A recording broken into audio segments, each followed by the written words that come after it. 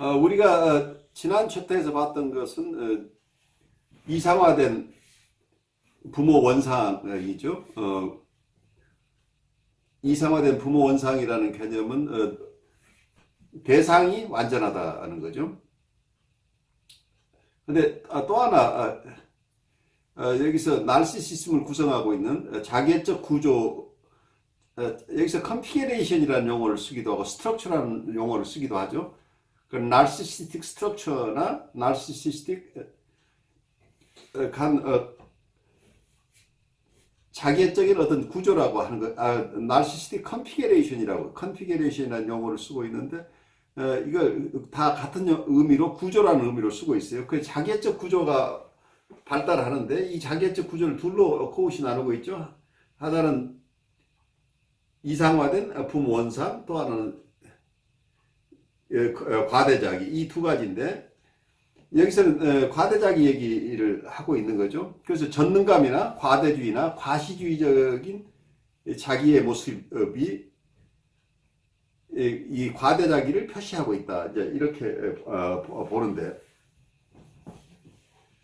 여기서 가장 중요한 건 이론 구성은 아까 대상을 향한 경로라는 개념이 나오죠.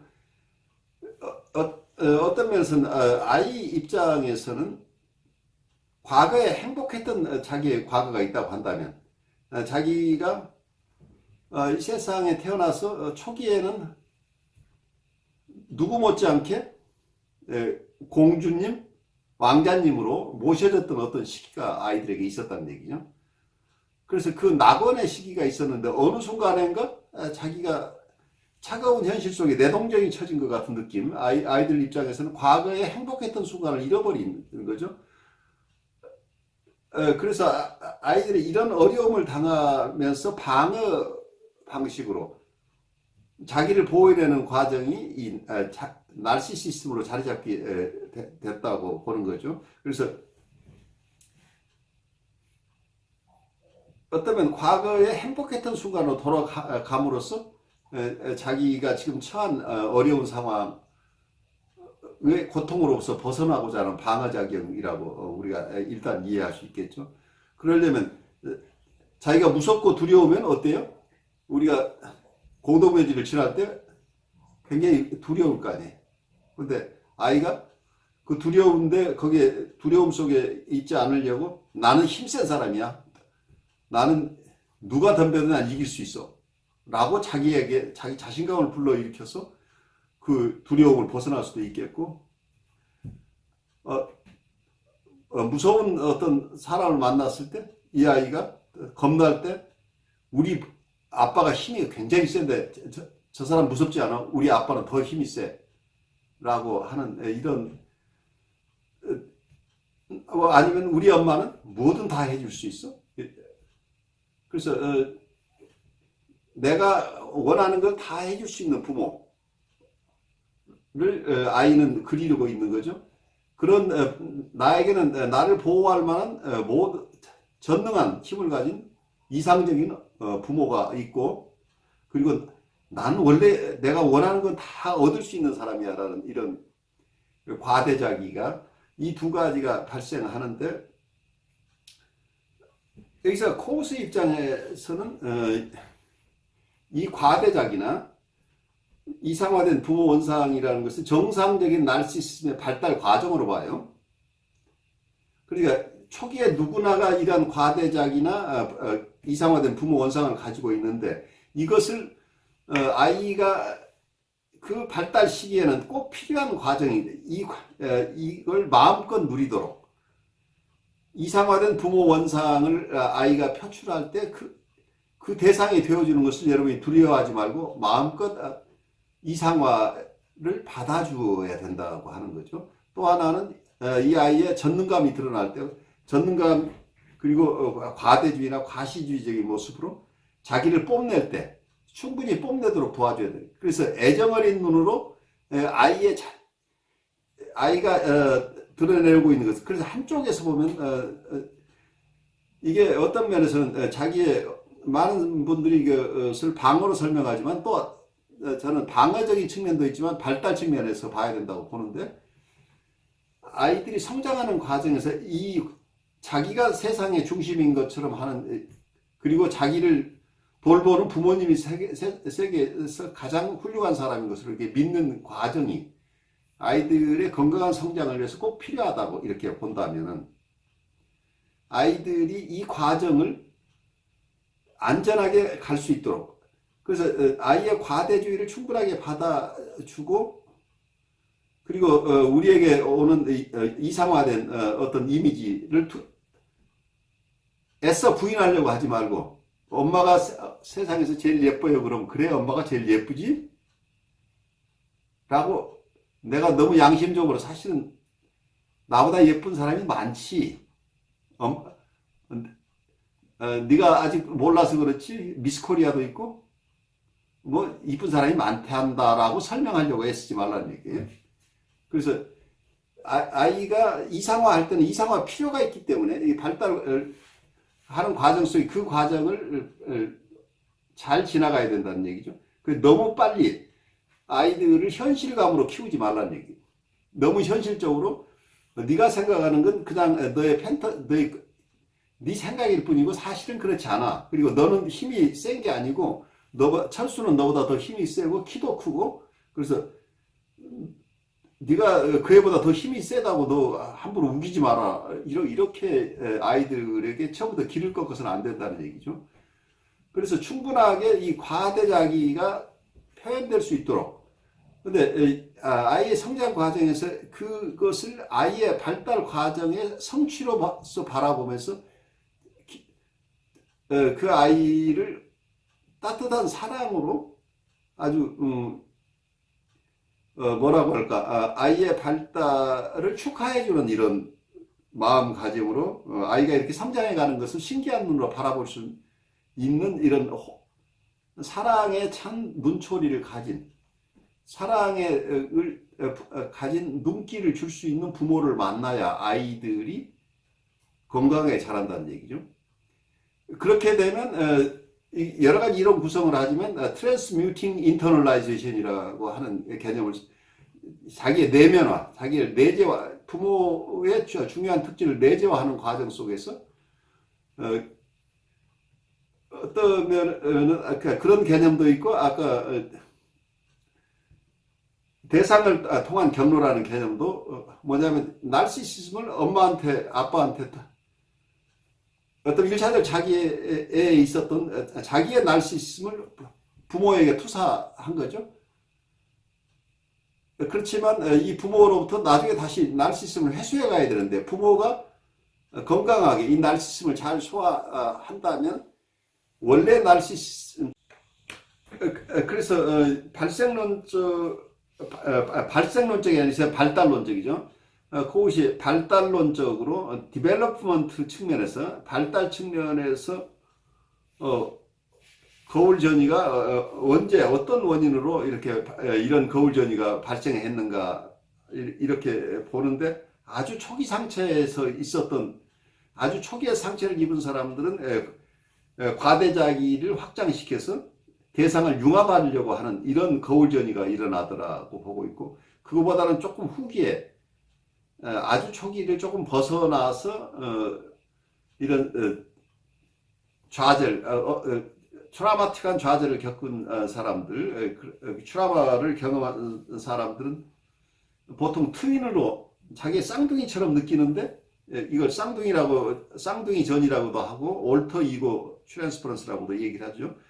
제2자 또는 쌍둥이 전이를 일으켜오는 것은 자기하고 다른 사람, 자기하고 독립된 사람이 자기의 몸의 일부는 아니라고 느끼지만 그래도 자기하고 꼭 닮아있다고 보는 거죠. 과대자기를 가지고 있는 자기하고 아주 비슷하거나 거의 같은 존재로 본다. 그래서 거의 같은 존재로 보기 때문에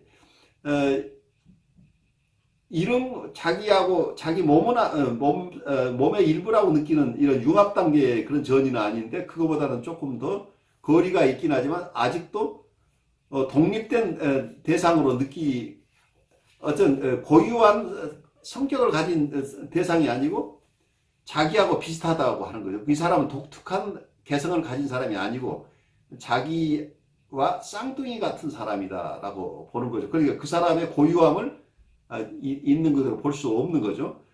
그리고 코웃이 독특하게 얘기하고는 좁은 의미의 거울전이는 이게 세 번째인데 가장 성숙한 형태의 거울전인데 아주 아까 얘기한 융합하는 전이가 일어나거나 아니면 쌍둥이 전이가 일어나는 사람들에게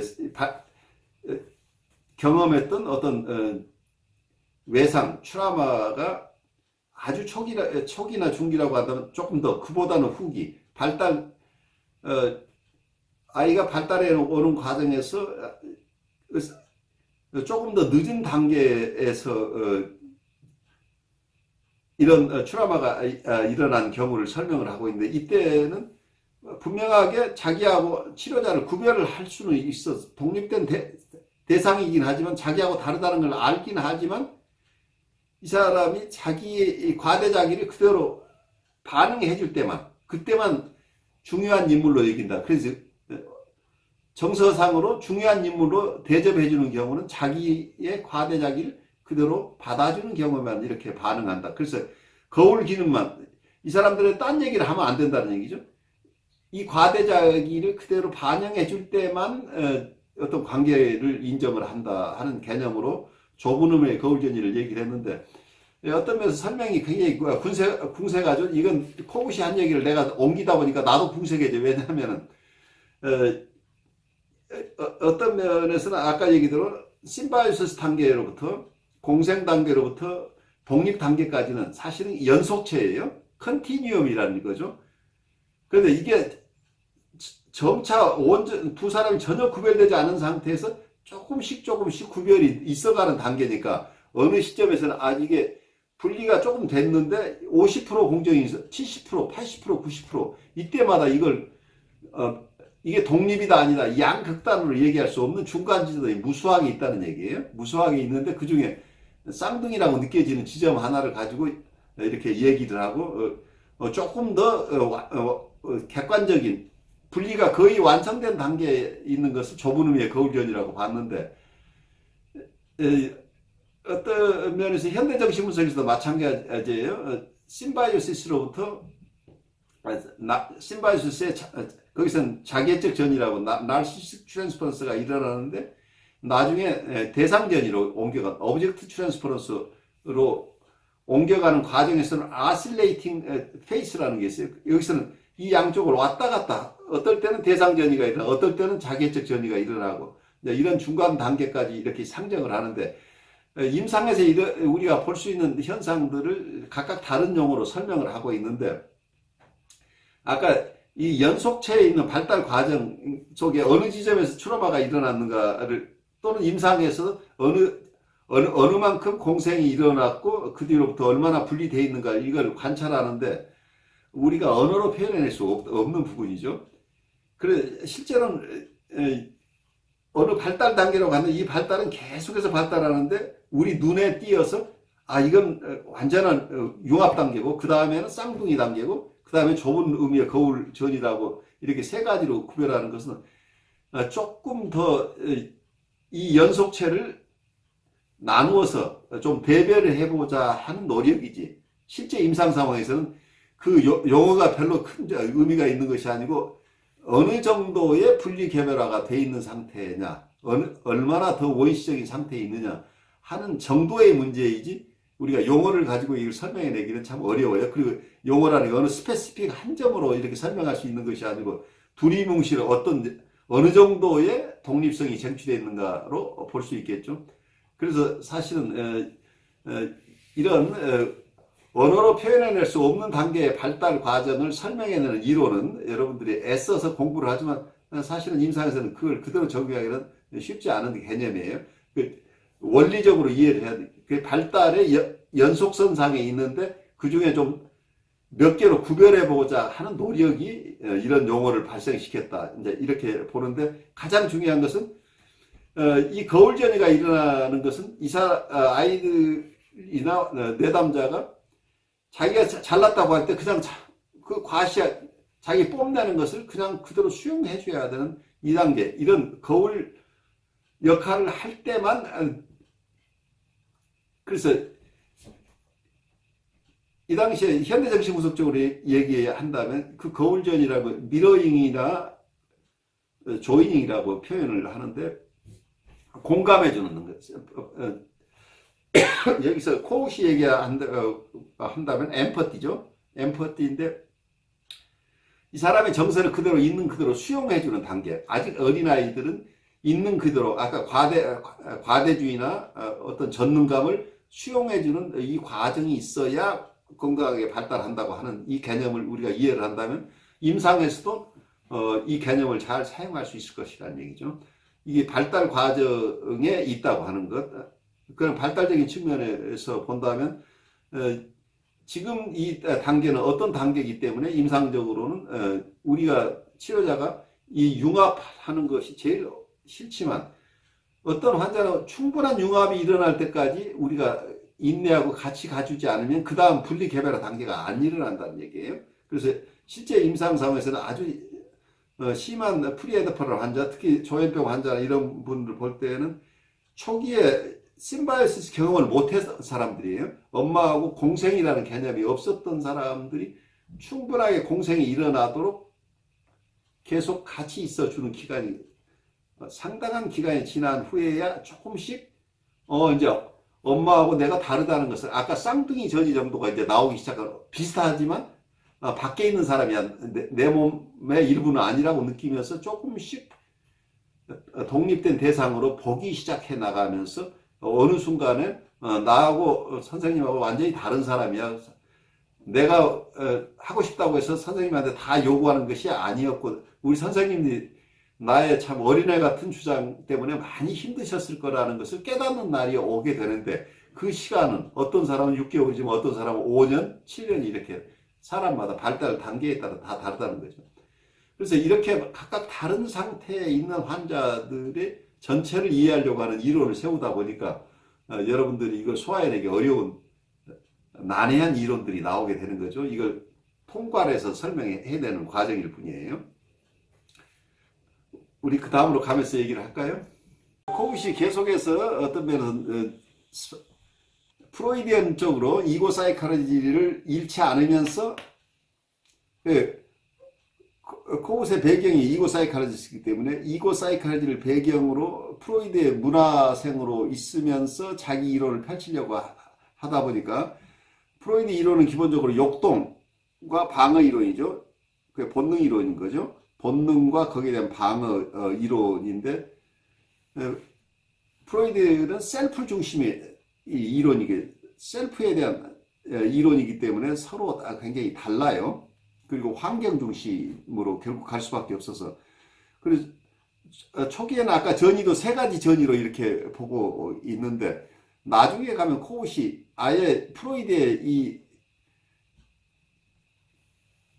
전이신경증이라고 하는 개념을 거의 사장시키다시피 하고 모든 사람을 아까 이 자기애적 구조 두 가지의 발달 과정 그것으로 설명하려고 하는 태도를 보인다고 느껴요. 그래서 그걸로 통합하고 싶어요. 자기 심리학 가지고 전체 심리학을 그것을 대체하고 싶어 하는 그 욕망이 있었는데 마지막까지 이걸 온전히 드러내지 못했어요. 그렇지만 기본적으로는 프로이드의 어떤 본능 이론을 중심으로 한 뉴로시스 이론을 자기 셀프 사이칼로지를 통해서 완전히 교체하고 싶어 하지 않았을까.